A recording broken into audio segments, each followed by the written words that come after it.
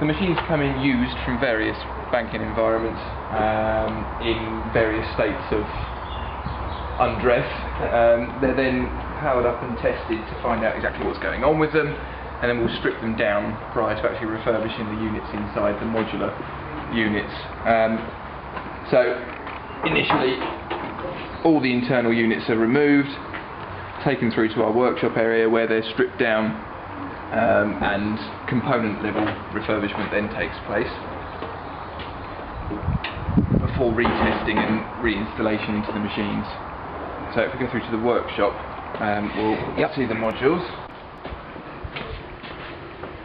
So these are all the stripped modules from the machines, cash dispensing parts, so stackers and extractor units to extract the money, to move the money around the machines, card reader modules, which is self-explanatory, and these are the printer modules, which we're going to be refurbishing. Each of these units is broken down to very small individual component parts. So we have driving gears, sensors, motors, which brings us neatly onto why we typically use GT85 in these environments. The GT85 is very good at breaking down the grease and the build-up that comes from everyday usage, paper dust, traffic film, and dust just generated within the machines during everyday use in a banking environment. So in particular on these printers we'll go down into a single job now that we've identified GT85 as being absolutely ideal for purpose. The entire transport mechanism on the end of the printer is driven by a very small stepper motor, which only operates on 5 volts. It's not a very strong motor at all, and there's a lot to drive. There's 3, 4, 5, 6 gears that need to be driven, and rollers and paper feed coming from those, so it does have quite a lot of work to do. The grease starts to build up, it then mixes with various dusts and debris knocking around in the machine, which will then add way too much drag across the motor and cause endless faults. So when they come in for refurbishment, everything needs to be cleaned up, all the old grease is removed and the build-up of muck, and GT85 is ideal for that.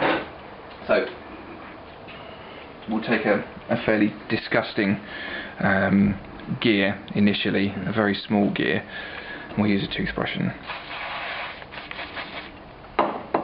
you can see how well it removes everything. These are the grease that's in and the oil that's in now has become very, very dry and very, very solid, and this begins to push the gears apart, and as the gears come apart they overlise inside. There's much more drag across an entire drivetrain, and so it's absolutely essential, particularly for us within a refurbishment environment, to ensure this is all removed and that it's going to function correctly for a good 3 months following this of day-to-day use. So we need to ensure all of these issues are addressed.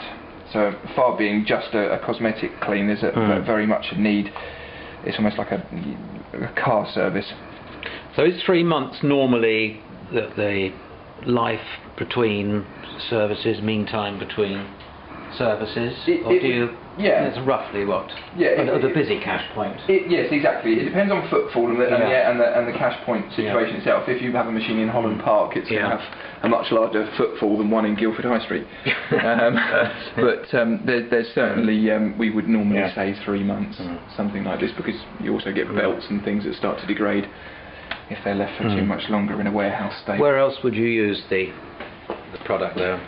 Certainly, having cleaned the gears, you could every day. Within the printer environment, certainly, you could use it within the stepper motor to ensure the stepper motor actuator is running as it should.